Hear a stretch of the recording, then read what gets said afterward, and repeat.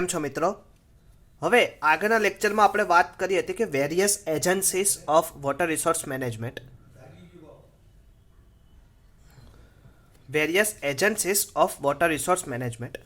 એમાં જુદી જુદી એજન્સીઝ હતી કે જે directly indirectly water resource management જોડે અફેક્ટ કરે છે. આજે આપણે એના રોલ જોવા છે. પહેલાં તો એક વખત રિવિઝન કરી લઈએ કે કઈ કઈ એજન્સીઓ હતી. Agriculturalist, geologist, metrologist, scientist, chemist, biologist, economist, social worker, politician, water quality control authority, general public, NGO એટલે કે non government organisation, industries, mechanical engineer, electrical engineer, ISRO, Indian space research organisation and then civil engineer. તો કે આ total 17 agency છે કે જે water resource મેનેજમેન્ટને એક શું રોલ આપે છે એના વિશે આજે આપણે વાત કરવી છે. Clear?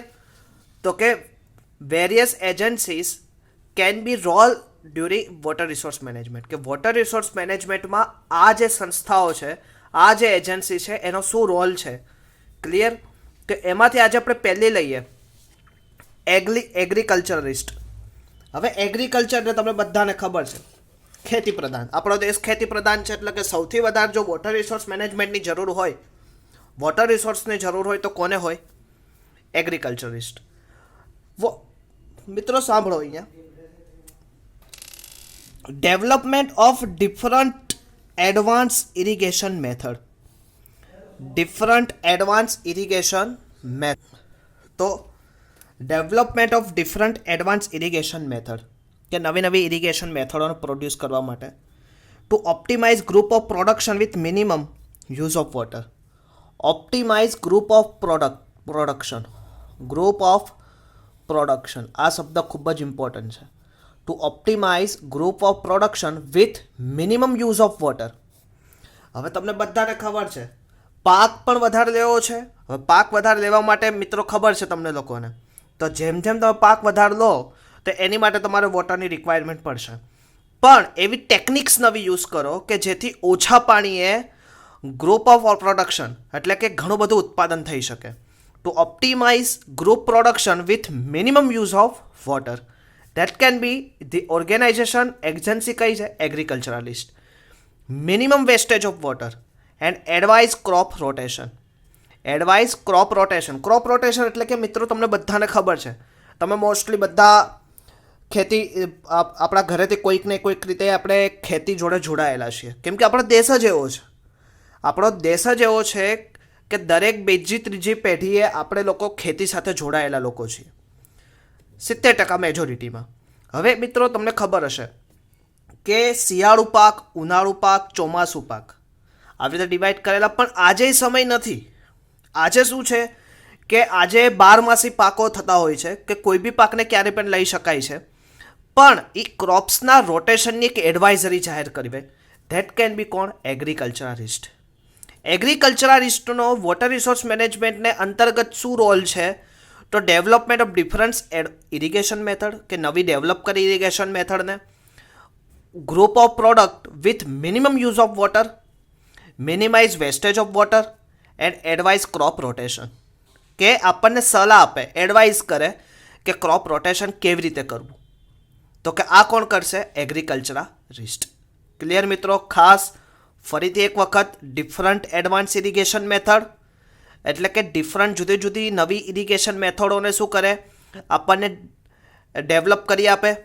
Optimise group production with minimum use of water, minimise wastage of water કરી આપે and advise crop rotation. Clear? Next, geologist એટલે તમને બધાને ખબર છે, જીઓ એટલે કે જમીન, ભૂ જોડે જોડાયેલા એન્જિનિયરો, કે ભૂનો જેનો અભ્યાસ કરતા હોય એવા લોકો જીઓલોજિસ્ટ. તો કે જીઓલોજિસ્ટ ગ્રાઉન્ડ વોટર ઇન્વેસ્ટિગેશન કરે. તો એનો રોલ શું છે? Ground water investigation. હવે તમને બધાને ખબર, હમણાં નેક્સ્ટ ચેપ્ટરમાં તમને ડિટેલ સમજાવીશ કે કોઈ બી વોટર છે એ પ્રાપ્ત થવાના એઝ પર અત્યારે આપણી પાસે 3 જ રસ્તા છે. કાં તો એ સરફેસ ઉપરથી એટલે કે નદી, નાળા, કેનાલ, આપણે જે કેનાલ ડેવલપ કરીએ રિસોર્સ કરીને પછી એનો વર્ષમાં યુઝ કરી શકીએ. બીજો ઉપાય છે વરસાદથી આપણે યુઝ કરી શકશું. ત્રીજો ઉપાય છે કે આઈસ પીગળવાથી મેલ્ટન થવાથી એનો આપણે યુઝ કરી શકશું. અને ચોથો ઉપાય છે કે જે સૌથી વધારે કે જે નોન પેરેનિયલ એરિયા છે કે જ્યાં વરસાદ ખાલી 4 માસ પૂરતો જ હોય છે, તો એવા એરિયામાં આ ટેકનિક સૌથી વધારે કઈ ગ્રાઉન્ડ વોટર ઇન્વેસ્ટિગેશન. ધેટ કે મોસ્ટ ઇમ્પોર્ટન્ટ ટેકનિક્સ. આ ટેકનિક્સની અંતર્ગત એક બીજી ટેકનિક્સ તમારી આવે વોટર હાર્વેસ્ટિંગ. ક્લિયર? તો કે ગ્રાઉન્ડ વોટર ઇન્વેસ્ટિગેશન કે કેટલું વોટર છે, કેટલી ડેપ્થમાં વોટર છે, કયા સ્ત્રોતથી આપણને મળી શકશે, એ સમગ્ર રીતે અભ્યાસ જીઓલોજિસ્ટ કરશે.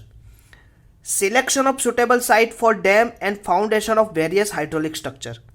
Selection suitable site. સુટેબલ સાઇટને સિલેક્ટ કરવાનું કામ કોણ કરશે? Geologist. Clear Bhargav? Yes Bhargav. આ મને આખા ક્લાસમાંથી ખાલી મિત્રો એક જણા ક્વેશ્ચન પૂછ્યો હતો, એટલે કે એનો મતલબ કે એ કોઈક છોકરાઓ છે કે જે લેક્ચરો મારા એટેન્ડ કરે છે. મને ખૂબ જ આનંદ થયો હતો કે એને પૂછ્યું હતું કે સર રોલ શું જીઓલોજિસ્ટનું. તો મિત્ર સાંભળ, તો પહેલું ground water investigation, selection of suitable site, એટલે કે કોઈ સાઇટ ઉપર તારે ડેમ બનાવવો છે તો કે એની માટે કોઈ સાઇટ આપણે સિલેક્ટ કરવી પડે, જ્યાં ત્યાં તો ડેમ બની ન જાય. તો એ કામ કોણ કરશે? જીઓલોજિસ્ટ. કે dam and foundation of various hydraulic structure. Selection of suitable material for the construction of foundation of dam, એટલે કે તમે કોઈ કન્સ્ટ્રક્શન કરો છો ફાઉન્ડેશનનું, તેમાં કયું મટીરિયલ સુટેબલ થશે, that can be advice to geologist. એટલે કે આ આપણને એડવાઇસ કોણ કરશે? જીઓલોજિસ્ટ. તો જીઓલોજિસ્ટનો રોલ શું? Ground water investigation, selection of suitable site for dam and foundation of various hydraulic structures, selection of suitable material. જો ટૂંકમાં તમને સમજાવું, તમને પૂછે જીટીયુમાં, તો તમારે આખું આવું નથી લખવાનું. તમારે હવે કઈ રીતે લખવાનું એ બી હું તમને કહી દઉં. જીઓલોજિસ્ટ એનો રોલ પૂછે તો તમારે કહેવાનું ગ્રાઉન્ડ વોટર ઇન્વેસ્ટિગેશનનો, સિલેક્શન ઓફ સુટેબલ સાઇટનો અને સિલેક્શન ઓફ સુટેબલ મટીરિયલનો. ઓકે? એ પછી હજી ઘણા બધા ઉપયોગો થઈ શકે જીઓલોજિસ્ટના, કે તમે ડેમ સાઇટ બનાવી ફિક્સ કરી દીધી, પણ ફિક્સ કર્યા પછી પણ એનો રોલ છે કે વોટર ટેબલ કેટલું છે, પછી કેટલી રીતે કેટલા વિસ્તારોને ઇરિગેશન દ્વારા સાંકળી શકશે, તો એ ઓલ રાઈટ. પછી એની પછી કેનાલ બનાવવી પડશે, તો કેનાલ લાઇનિંગનું કામ પણ જીઓલોજિસ્ટ જ કરશે. તો આમ ઘણી બધી રીતે ઉપયોગી, પણ આપણે એટલું ડીપમાં નથી જવાનું. આપણે ડીપમાં જ્યારે ચેપ્ટર ચાલશે ત્યારે હું તમને ડીપમાં શીખવાડીશ. અત્યારે આપણે આ 3 પોઈન્ટને લઈને ચાલવાનું. ક્લિયર? નેક્સ્ટ, મેટ્રોલોજિસ્ટ.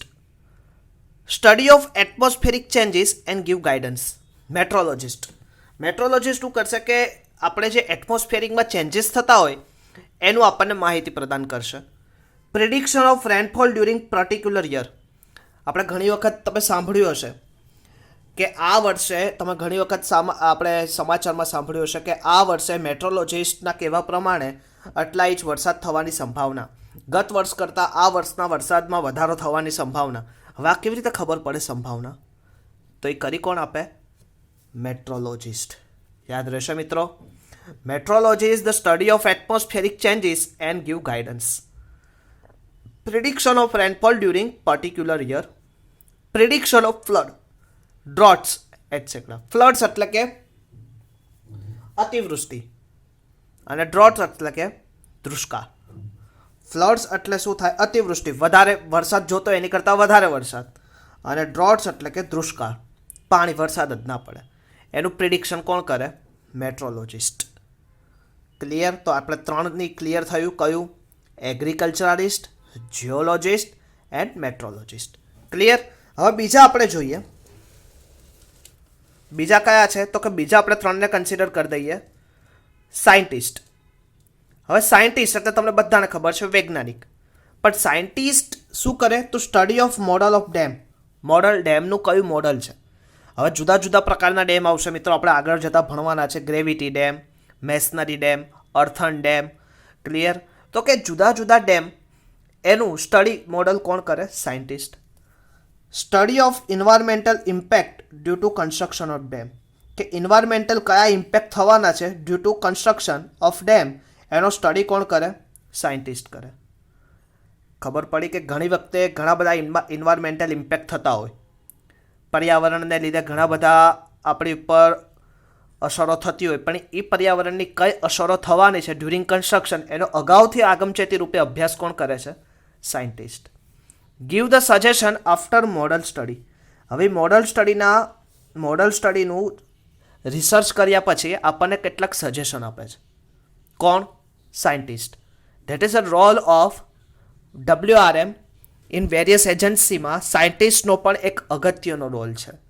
ક્લિયર? કે કોઈ બી વસ્તુ આપણે ડિઝાઇન કરી લઈએ, એક્ઝિક્યુટિવ કરી દઈએ, કન્સ્ટ્રક્શન કામ ચાલુ કરીએ એનાથી મતલબ નથી, પણ ઘણા વખતે આવા અગત્યના સજેશનને લીધે પણ આપણે આગળની કોઈક મહા મુસીબતમાંથી બહાર આવી શકીએ છીએ. તો એ કામ કોણ કરે છે? સાયન્ટિસ્ટ. ક્લિયર? એટલે આપણે ડિફરન્ટ ટાઈપના જુદા જુદા આપણે લઈએ છીએ, તો એમાંથી આપણને શું ખબર પડવી જોઈએ. નેક્સ્ટ આવશે કેમિસ્ટ. કેમિસ્ટ એટલે કે રસાયણ સાથે સંકળાયેલા. તો કેમિકલ એનાલિસિસ ઓફ વોટર. વોટરનું કેમિકલ એનાલિસિસ કરશે to decide the standard of drinking water. એટલે કે પાણી પીવાલાયક છે તો એનું સ્ટાન્ડર્ડ શું છે? Standard of drinking of water. કયું સ્ટાન્ડર્ડ છે? આપણે ઘણી વખત નથી તો પહેલા ધોરણમાં, બીજા ધોરણમાં એવી રીતે સ્ટાન્ડર્ડ ફિક્સ કરીએ, એવી રીતે વોટરનું એક સ્ટાન્ડર્ડ હોય. ક્લિયર? એ વોટરના સ્ટાન્ડર્ડ આપણે પીએચ કેટલી છે, તો એવી રીતે આપણે ઓક્સિડેશન રિડક્શન મેઝર કરીએ, એવી રીતે વોટરનું પણ એક સ્ટાન્ડર્ડ હોય.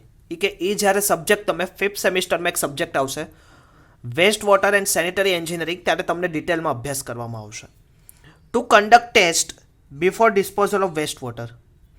ટુ કન્ડક્ટ ટેસ્ટ કરો અને ત્યારબાદ વોટરને શું કરો? ડિસ્પોઝ કરો. હવે આજ તમને ખબર છે સાબરમતી નદી આજથી 5 વર્ષ પહેલાં તમને બધાને એક વસ્તુ જાણ હશે કે અંદર ગટરનું પાણી વહેતું.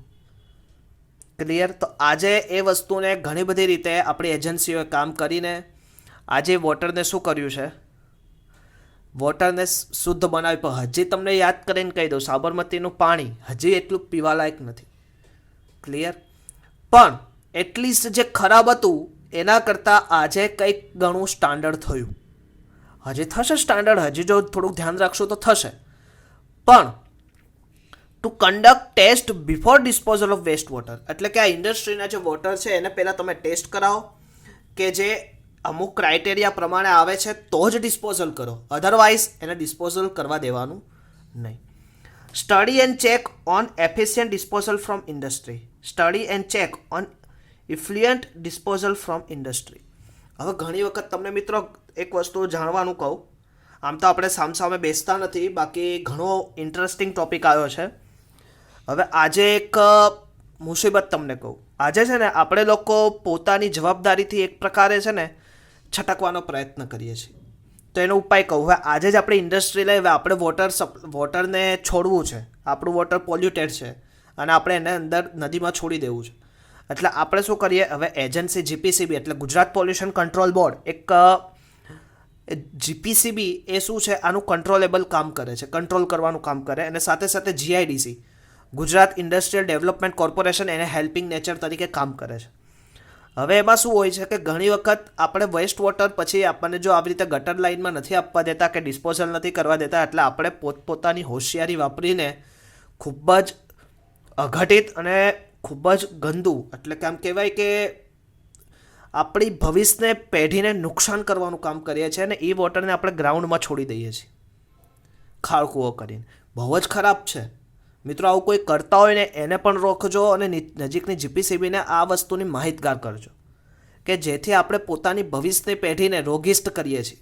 કેમ કે અત્યારે તમને ખબર છે કે 99% વોટર આપણે ગ્રાઉન્ડ સપ્લાયમાંથી પાણી પીએ છીએ, પીવાલાયક પાણી લઈએ છીએ. હવે એ જ જગ્યાએ ઇન્ડસ્ટ્રીનું ખરાબ પાણી જશે તો આજથી 15, 20, 25 એટલે કે 2 કે 3 ડિકેડ પછી એ વોટર પીવાલાયક રહેશે જ નહીં, કેમ કે અંદર આ બધા કેમિકલો છોડેલા હશે. ક્લિયર? તો કે આ કામ study and check on effluent disposal from industry, આ કામ કોણ કરે છે? કેમિસ્ટ કરે છે. આમ તો કેમિસ્ટ પણ કરે છે અને સાથે સાથે એઝ પર સિવિલ એન્જિનિયરિંગનો પણ રોલ હોય છે.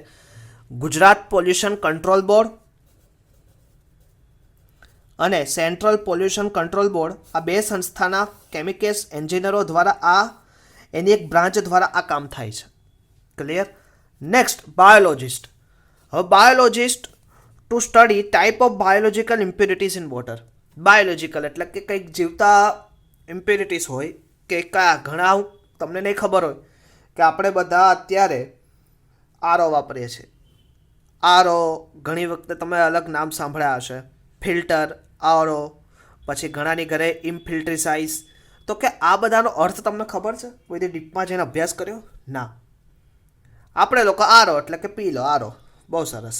પણ મિત્રો અંદર અમુક બાયોલોજિકલ બેક્ટેરિયા કે જે આપણા શરીરને કામના હોય ને, એ બધા અંદર શું થાય છે? મૃતપાય થઈ જાય. એટલે પછી આપણને પ્રોબ્લેમેટિક શરૂ થઈ જાય. ક્લિયર? એટલે કે two study types of biological impurities water, two study effect of biological impurity on human health. ઘણા ખરાબ હોય છે, ઘણા આપણી હેલ્થ માટે સારા હોય છે. ટુ સ્ટડી એનો સ્ટડી કરે effect of biologist impurity on human health. Two develop water purification method, કે વોટરને પ્યોરિફિકેશન. હવે તમારી ઘરે તમને નહીં ખબર હોય, મ્યુનિસિપાલિટીનું જે વોટર આવે છે એ પ્યોરિફિકેશન થઈને આવે છે. ખબર છે? એનો સ્વાદ કંઈક બીજા પાણી કરતાં અલગ આવતો હોય. કેમ? તો કે એનું પ્રોપર ક્લોરિફિકેશન થઈને તમારા ઘરે સુધી આવે છે અને શુદ્ધ પાણી છે. અને ટાઈમ મળશે અને પરિસ્થિતિ જો સારી થશે તો મિત્રો આપણે લોકોએ તમને એક વિઝિટ કરાવી છે, 2 વિઝિટ કરાવી છે. એક તો કોતરપુર વોટર ટ્રીટમેન્ટ પ્લાન્ટ, એટલે કે જે સારું પાણી છે નદીનું એને પ્યોરિફિકેશન કેવી રીતે કરે છે એક એનો પ્લાન્ટ. અને બીજું કે જે મેં આગળની વસ્તુ કીધું ડિસ્પોઝલ ઓફ વોટર, કે જે ખરાબ વોટર છે એને ડિસ્પોઝ કરે છે નદીમાં, તેવો આપણો બીજો plant Pirana waste water treatment plant. આ 2 પ્લાન્ટની તમને વિઝિટ કરાવી છે. ખૂબ જ કામની વિઝિટ છે, પણ પરિસ્થિતિ અને સંજોગો જો સારા થશે તો આપણે એ વિઝિટ અવશ્ય કરશું, કે જેથી તમને ખ્યાલ આવે. આ તો આપણે આવી રીતે વર્ચ્યુઅલ માધ્યમથી લેક્ચરો લઈએ, સમજીએ, ખૂબ જ સરસ વસ્તુ છે કે તમે લેક્ચર ભરો છો. પણ આવી અમુક વસ્તુ છે ને કે જે આપણે પ્રેક્ટિકલી નજરથી જોઈશું ને તો જ આપણને ખબર પડશે. એટલે આ 2 સાઈડની એક વિઝિટનું આપણે એક રાખશું, એક દિવસનું આવું આખું એક શિડ્યુલ, અને આ વિઝિટ કરશું. Next, to develop water purification method, to study effect of biological impurity on human health, અને to study types of biological impurities in water. એનો અભ્યાસ કોણ કરશે? બાયોલોજિસ્ટ. તો આમ ટોટલ આપણે કેટલી જોયું અત્યારે? પહેલું એગ્રીકલ્ચરાલિસ્ટ, બીજું જોયું જીઓલોજિસ્ટ, ત્રીજું જોયું મેટ્રોલોજિસ્ટ, ચોથું જોયું સાયન્ટિસ્ટ, પાંચમું કેમિસ્ટ, છઠ્ઠું આપણે જોયું બાયોલોજિસ્ટ. એન્ડ હવે આપણે આગળ જોશું, હવે આપણે જોવું છે મિત્રો ઇકોનોમિસ્ટ. ઇકોનોમિસ્ટ એટલે કે અર્થશાસ્ત્રી, કે જે ઇકોનોમિક્સ જોડે જોડાયેલું. એટલે કે ઇકોનોમિક્સ એટલે હવે ન્યા કયો વસ્તુ આવશે? રૂપિયા શબ્દ આવશે. હવે આપણા દેશમાં આપણો દેશ કયો દેશ છે તમને બધાને ખબર છે. 2 પ્રકારના દેશ આવે, ગુજરાતીમાં તમને કહું, વિકાસશીલ અને વિકસિત. વિકસિત દેશ એવા છે કે ઓલરેડી મિત્રો એમાં ઇન્ફ્રાસ્ટ્રક્ચર બધું ડેવલપ થઈ ગયું છે. હવે એમાં ખાલી તમારે ફિઝિકલી ડિજિટલાઇઝેશન અને એમાં કંઈક ઇમ્પ્રુવમેન્ટની જરૂર છે.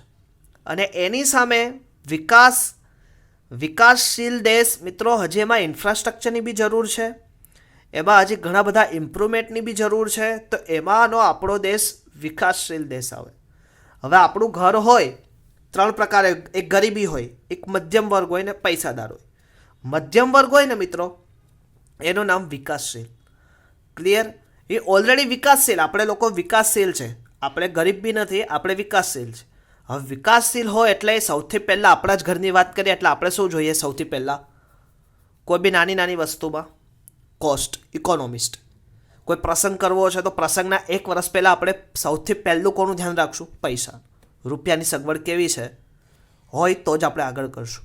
તો એવી જ રીતે economist to study cost benefit ratio, cost benefit ratio, find the allocation for the project, find the allocation of the project, and to decide rates of irrigation and or electricity.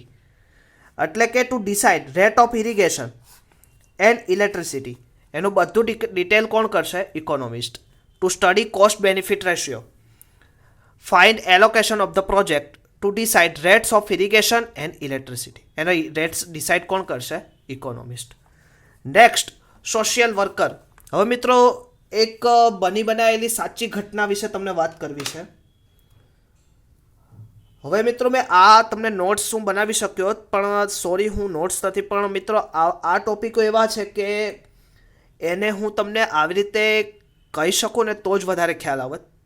કેમ કે ઓલરેડી હવે અહીંયા તમે read કરીને ઘરે તમે જાતે આ નોટ્સ બનાવી શકો છો. હું તમને મેઇન પોઈન્ટ્સ કહેતો જાઉં છું. પણ મિત્રો એક વસ્તુ ખાસ, સોશિયલ વર્કર, સામાજિક સંસ્થા, હવે એની હું વાત કરું છું તમને કે એક સામાજિક સંસ્થાનો પણ એક રોલ હોય છે. હવે આપણે મોટા મોટા આવા ડેમો બનાવીએ તો ડેમો બનાવવા માટે આપણે નાના નજીકના ગામના ખેડૂતો પાસેથી શું કરવી પડે? જમીન અધિગ્રહણ કરવી પડે. એટલે કે સામેથી લે ગવર્મેન્ટ એને બીજી રીતે જમીન ચૂકવે. ક્લિયર? તો કે આ વસ્તુને લીધે ઘણી વખત effective representation of problem of people of the government, effective representation of problem of people to the government, કે ઘણી વખત કેવું થાય છે કે આપણા કોઈ પ્રશ્ન હોય એ ગવર્મેન્ટ સુધી પહોંચાડવા હોય તો એ આપણે ડાયરેક્ટલી પહોંચાડી શકતા નથી, પણ એક રિપ્રેઝેન્ટેટિવ માધ્યમ એટલે કે કોણ? સમાજસેવી સંસ્થાઓ. સમાજસેવી સંસ્થાના ઘણા અધિકાર મોટા લેવલના માણસો, આપણા સમાજના નથી કહેતા કે પ્રમુખ છે, ઉપપ્રમુખ છે, ધેટ્સ સમાજસેવી માણસો, આ લોકો આપણા પ્રશ્નની શું કરે છે? વાચા આપે છે. Explain advantage and disadvantage of project to people. આ લોકો શું કરે છે કે કોઈ બી પ્રોજેક્ટ છે એનું એડવાન્ટેજ અને ડિસએડવાન્ટેજની સમજાવટ લોકો સુધી પહોંચાડે છે. Create awareness about importance of water sources among people. એક જુદી જુદી આ સોશિયલ વર્કરો દ્વારા અથવા કે સમાજસેવી સંસ્થાઓ દ્વારા શું થાય છે? પાણી બચાવોનું એક અભિયાન થાય છે અને એના દ્વારા લોકોને પાણી પ્રત્યે, પાણી બચાવવાની એક મુહિમ ચલાવવામાં આવે છે કે જેના દ્વારા લોકોને અવેરનેસ આવે. To help government in the rehabilitation program. ગવર્મેન્ટને ઘણી રીતે હેલ્પ કરે છે રિહેબિલિટેશન પ્રોગ્રામ, કે જે ડેમેજ થયેલું છે, જે પાર્ટ સંપૂર્ણ રીતે ડેમેજ થયેલો છે એ પાર્ટને મજબૂતાઈ આપવાનું કામ કરે છે. ક્લિયર? હવે તમે સમજે ઘણી રીતે. હવે ઘણા લોકોએ નર્મદા સરદાર સરોવર ડેમમાં રોડા નાખવાનો પ્રયત્ન કર્યા, કેમ કે આપણે 3 રાજ્યો દ્વારા આ કામ ચાલતું હતું. ઘણા લોકોએ રોડા નાખવાનું કામ કર્યું, પણ સમાજસેવી સંસ્થાએ ખૂબ જ અગત્યનો ભાગ ભજવીને આજે આપણે જોઈએ છીએ નર્મદા ડેમ. તમને ઘણી વખત જો તમે ડિટેલમાં જશો ને તો ખ્યાલ પડશે કે નર્મદા સરદાર સરોવર ડેમ બનાવવા માટે અમુક વખતે તો આપણે ઇકોનોમિક્સ ભીડમાં આવી જતા, કેમ કે આપણને કોઈ ફંડ ક્રિએટ ના થતું. ત્યારે આપણા જ રાજ્યના ઘણા બધા સેવાભાવી સંસ્થાઓ દ્વારા એક ફંડ પ્રોવાઈડ કરવામાં આવતું અને એના દ્વારા નર્મદાનું કામ થતું. મિત્રો તમને ખ્યાલ હશે, જેના ફાધર ટેન્ડરિંગની પ્રક્રિયામાં ભાગ લેતા હશે એને વધારે ખ્યાલ હશે કે નર્મદા બોન્ડ કરાવે છે. નર્મદા બોન્ડ, જ્યારે તમે કોઈ લાઇસન્સ પ્રોસેસ કરો છો ત્યારે એનું નર્મદા બોન્ડિંગ કરાવવાનું હોય છે કે તમારે નર્મદાના અમુક શેર ખરીદવાના હોય છે. ક્લિયર? તો આ બધું કેવું છે કે તમે જેટલા ડિટેલમાં જશો એટલું તમને વધારે આઈડિયા આવશે. મૂળ તો આ બધી વસ્તુ ખાલી એક એક્સપ્લેનેશનની છે અને એ જ હું તમને એક્સપ્લેન કરાવું છું પ્રેક્ટિકલી. ક્લિયર? હવે આવશે પોલિટિશિયન. લોકોને સૌથી વધારે જેનાથી બીક અત્યારે છે પોલિટિશિયન, રાજકારણ. કેમ કે ખૂબ જ એક લેવલ કરતાં અબોવ લેવલ ઉપર અત્યારે રાજકારણ જતું ગયું છે. રાજકારણ, પોલિટિશિયન શું કરે? To create social consensus for any water resource project. Create social consensus for any water resource project, to implement water resource project according to the need for people, to collect international fund for the project, અને social work, સામાજિક કાર્ય. એ કાર્ય કોનું છે? પોલિટિશિયનનું. Clear? હમણાં જ મેં વાત કરી, collect international fund for project અને સોશિયલ વર્ક, સામાજિક કામ તો કરશે જ. ક્લિયર? અને to create social consensus for any water resource project. ખબર પડી? To implement water resource project according to need of people, કે લોકોની જરૂરિયાત પ્રમાણે વોટર રિસોર્સ મેનેજમેન્ટને લગતા કે ઇમ્પ્લિમેન્ટ કરવાનું કોઈ કાર્ય કરશે કોણ? Politician. Clear? Next, water quality control authority. Water quality control authority શું કામ કરશે? To decide standard of drinking. Two decide કરશે કે standard of drinking of water. આગળ આપણે વાત કરી, કેમિસ્ટ શું કરશે? સ્ટાન્ડર્ડ ફાઇન કરી આપશે. પણ કેટલા સ્ટાન્ડર્ડ સુધી આપણે વોટર પીવા લાયક છે એ કોણ કરશે? Water quality control authority. To decide standard for disposal of waste water. To decide disposal side of waste water. Plan and design waste water treatment plant. આ બધું કાર્ય કોણ કરશે? Water quality control authority. Next, general public. આપણે બધા આવીએ. General public એ શું કરશે? Economic use of water, reduce wastage of water, to pay water charges, to help government in planning and implementation of water resource project. આપણું કાર્ય શું છે? Economic use of water, wastage of water ઓછું કરો, to pay water charges, two help government in planning and implementation of water resource project. Clear મિત્રો? તો આ શું હતા? આપણે જુદી જુદી એજન્સીઓ વિશે વાત કરીએ છીએ કે એ એજન્સીનો એક રોલ શું છે. વેરિયસ એજન્સીની વાત કરીએ આપણે. Agriculturist, geologist, metrologist, scientist, chemist, biologist, economist, social worker, politician, water quality control authority અને જનરલ પબ્લિક. આ બધી ઓથોરિટીનું એક શું કાર્ય છે એને વિશે આપણે વાત કરી. નેક્સ્ટ લેક્ચરમાં આપણે મિત્રો ફરીથી આવશું, ત્યારે આપણે NGO, industry, mechanical engineering, electrical, ISRO અને સિવિલ એન્જિનિયરિંગનો શું રોલ છે એના વિશે આપણે ચર્ચા કરશું. ત્યાં સુધી મિત્રો જય સ્વામિનારાયણ. ખાસ આ લેક્ચરની સાથે સાથે નોટ્સ બનાવતા રહેજો. નથી આવડતું તો મને ખાસ પૂછજો. તો ફરીથી આપણે નેક્સ્ટ લેક્ચરમાં મળશું. ત્યાં સુધી જય સ્વામિનારાયણ.